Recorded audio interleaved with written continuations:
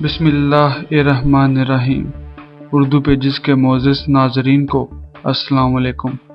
ناظرین، یہ حقیقت ہے کہ فن پہلوانی کی تاریخ ہندوستان کے پہلوانوں کے بغیر مکمل نہیں ہوتی۔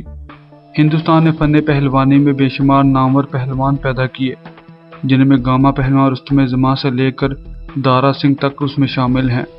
لیکن بہت سے پہلوان ایسے بھی تھے جو کسی بھی لحاظ سے کم نہ تھے، لیکن انہیں وہ عزت و شہرت نہ مل سکی جس کے وہ حقدار تھے۔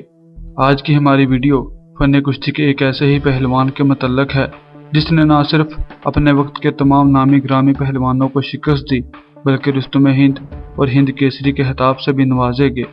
داستان شاہ زورا کی 44ویں قسط، جو کہ اتر پردیش کے ایک مایہ ناز پہلوان منگلا رائے کے متعلق ہے۔ ناظرین، یہ ویڈیو خاص ہمارے کچھ ویورز کی فرمائش پر بنائی گئی ہے۔ ویڈیو شروع کرنے سے پہلے نئے آنے والے تمام دوست احباب سے گزارش ہے کہ ہمارے چینل اردو پیجز کو سبسکرائب کر کے ساتھ موجود گھنٹی کے بٹن کو دبا دیں۔ ناظرین، منگلا رائے پہلوان کا جنم اکتوبر 1916 کو اتر پردیش کے ضلع غازی پور کے گاؤں جوگا مساحہ میں ہوا۔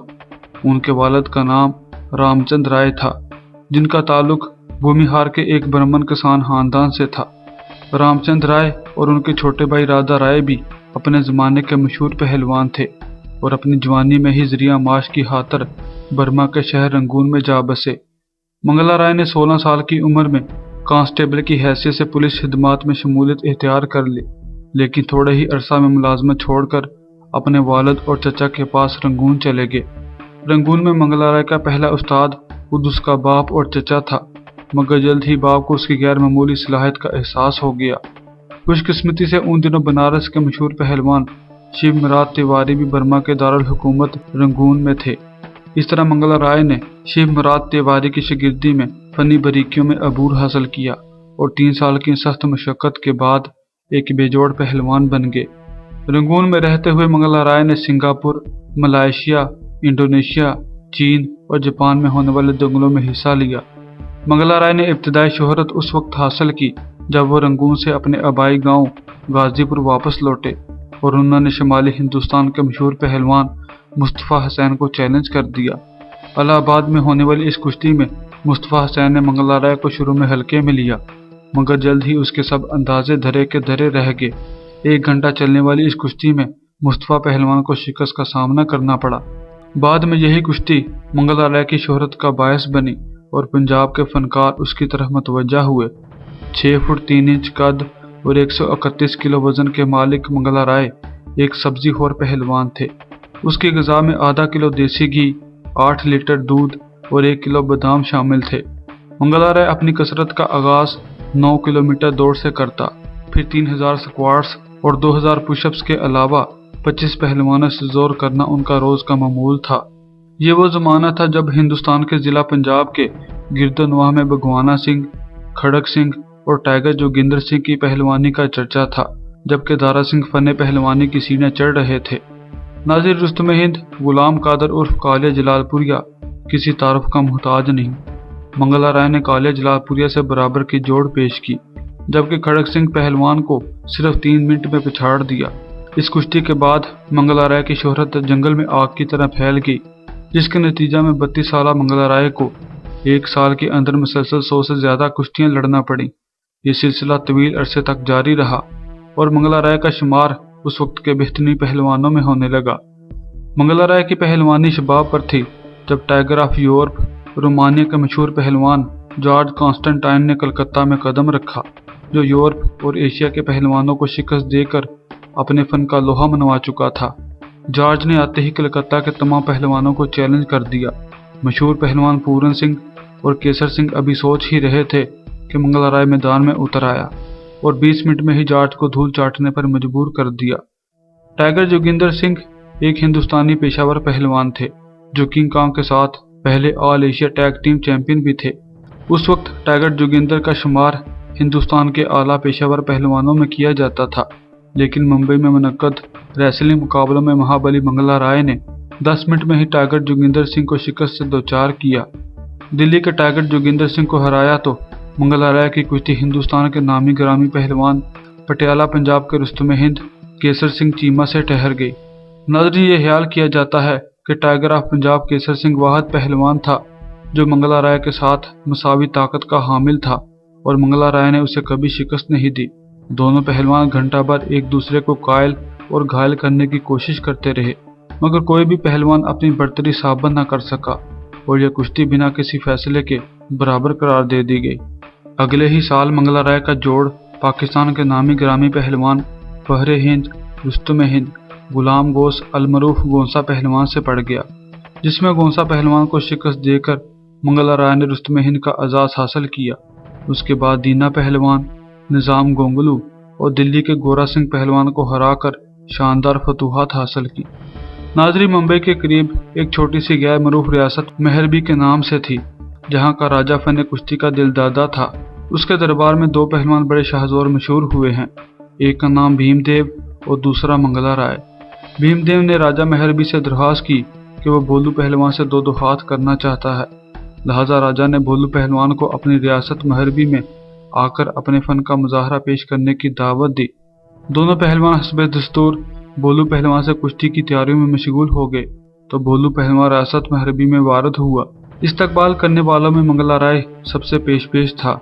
भोलू पहलवान की पहली कुश्ती भीमदेव से होना करार पाई और भीमदेव की फतह और शिकस्त के बाद मंगला राय को मैदान में उतरना था। भोलू पहलवान के साथ हमीदा रहमानी वाला भी था। मंगला राय ने हमीदा रहमानी वाला को कायल कर लिया कि भोलू और मंगला राय का मुकाबला मेहरबी में नहीं बल्कि मुंबई या बनारस में होना चाहिए, जहां शायकीन फन की तादाद कई गुना ज्यादा होगी। हमीदा रहमानी वाला ने पहलवानी सियासत से काम लेते हुए दो टोक जवाब देने की बजाय भीमदेव के मुकाबले तक इंतजार करने को कहा। रियासत में कुश्ती का ऐलान हुआ तो हजारों की तादाद में लोग कुश्ती गाह पर टूट पड़े। भीमदेव का जिस्म तो गैंडे की मानन था, मगर पहलवानी की मशक्कत से आरी दिखाई देता था। कुश्ती वाले रोज दोनों पहलवान आमने सामने हुए तो भोलू जिसे बोल समझ रहा था उसने तो भोलू को पसूरी डाल दी। भोलू दाव लगाता तो भीमदेव उसका तोड़ पेश करता। कोई 10 मिनट तो भीमदेव ने भोलू की एक न चलने दी। आहर भोलू हरीफ के गिर्द चक्कर काटने लगा और मौका मुयस्सर आते ही उसे बब्बी मार कर गिराने में कामयाब हो गया। यह कुश्ती गैर मुतवक्का तौर पर 15-20 मिनट तक जारी रही। आहर भोलू ने मलाई घसे से हरीफ को पछाड़ दिया। रानी और राजा दोनों ने भोलू पहलवान को अनाम कराम से नवाजा। दूसरे दिन सुबह सवेरे भोलू पहलवान को मंगला राय का पैगाम मिला। पैगाम मुख्तसर मगर वाजिया था कि मुंबई में आप लोगों का इंतजार करूंगा। मंगला राय की रूपोशी को राजा ने बुजदिली करार दिया। भोलू पहलवान मुंबई पहुंचा तो खबर मिली कि मंगला राय हस्बे वादा बनारस जा चुका है। भोलू की तबीयत बड़ी मकदर हुई, मगर उसे चिढ़ सी हो चुकी थी। उसने हमीदा रहमानी वाला को मजबूर कर दिया कि बनारस जरूर जाना चाहिए, कुश्ती ना सही सुबह की सैर ही सही। बनारस पहुंचे तो मंगला राय वहां भी मौजूद नहीं था। ये सब देखकर हमीदा रहमानी वाला ने अपना फैसला सुना दिया कि भोलू पुत्र मंगला राय से मुकाबला का ख्याल दिल से निकाल दो। ये सरेआम रसवाई का खौफ था, हरीफ की दहशत थी, या अल्लाह जाने क्या था। अलबत्ता वक्त के दो बड़े पहलवानों में टकराव न हो सका। साल 1963 में मंगला राय का आखिरी मुकाबला हिंदुस्तान के मरूफ पहलवान रुस्तुम हिंद मेहरदीन के साथ हुआ। मंगला राय की उम्र 47 बरस के करीब थी, जबकि मेहरदीन की उम्र सिर्फ 27 बरस थी। ताहम मंगला राय ने अपने मशहूर दाव भालदी का इस्तेमाल किया और मेहरदीन को रिंग से बाहर फेंक दिया, लेकिन उम्र सीधा रुस्तुम हिंद की कम बर्दाश्त की वजह से कुश्ती बराबर करार दे दी गई। इस कुश्ती के बाद मंगला राय ने फन पहलवानी को हमेशा के लिए हैरबाद कह दिया और अपनी बकिया जिंदगी अपने आबाई गांव जोगा मसाहा में एक पुरअमन किसान के तौर पर बसर करना शुरू कर दी। मंगला राय को यकीन था कि कोई भी गुरु बन सकता है, लेकिन एक हकीकी उस्ताद वो है जो अपने शागिर्दों की देखभाल अपने बच्चों की तरह करता है, और इस लिहाज से मंगला राय एक मिसाली गुरु थे। मंगला राय ने अपने सभी शागिर्दों की देखभाल, पहलवानों को खाना और दीगर अखराजात खुद बर्दाश्त किए। उनके शागिर्दों में दरभंगा के दोखरम पहलवान, आजमगढ़ के सुखदेव पहलवान, मथुरा के मोहन चौबे और उनके छोटे भाई कमला राय, ब्रह्माचारी राय, मथुरा राय और बालेश्वर पहलवान वगैरह शामिल हैं। जबकि मंगला राय के छोटे भाई कमला राय ने भी रेसलिंग में काफ़ी शोहरत हासिल की। गंगा के किनारे रहना, गंगा में नहाना और गांव में रहना मंगला राय जी का पसंदीदा मशगला था। यही वजह थी कि वो सारी जिंदगी गांव में रहे और नए पहलवानों को तरकीब और तदरीस का दर्स देते रहे। اس کے علاوہ منگلا رائے کو لکھنے پڑھنے کا بہت شوق تھا اور ہمیشہ فارغ وقت میں کتابیں پڑھا کرتے۔ ناظرین، منگلا رائے نے اپنی زندگی کے آخری دن بہت مشکل اور بیماری میں گزارے۔ پہلوانی چھوڑنے کے بعد ایکسرسائز اور اعلیٰ خوراک سے ہمیشہ کے لیے تائب ہو چکے تھے۔ طاقت کے مجسمے کو شوگر نے دیمک کی طرح چاٹنا شروع کر دیا۔ ہسپتال میں کچھ ماہ زیر علاج رہے، مگر منگلا رائے کی حالت مزید خراب ہوتی گئی۔ وقت گزرتا گیا اور ان کا علاج لاعلاج ہوتا گیا۔ بالآخر شوگر کے ساتھ ان کے گردوں نے بھی کام کرنا چھوڑ دیا اور 24 جون 1976 کو 60 برس کی عمر میں منگلا رائے پہلوان زندگی کی بازی ہار گیا اور پہلوان کو ہزاروں سوگواران کی موجودگی میں اگنی کے سپرد کر دیا گیا۔ اس طرح ہندوستان میں دیسی کشتی کا ایک اور باب ختم ہوا۔ نامکمل کہانی مکمل ہوئی، ناتمام فسانہ تمام ہوا۔ دوستو، یہ ویڈیو کیسی لگی ہمیں ضرور بتائیے گا اور اپنی محبت کا اظہار اس ویڈیو کو لائک اور شیئر کر کے کریں۔ پھر ملاقات ہوگی ایک نئی ویڈیو کے ساتھ، تب تک اللہ حافظ۔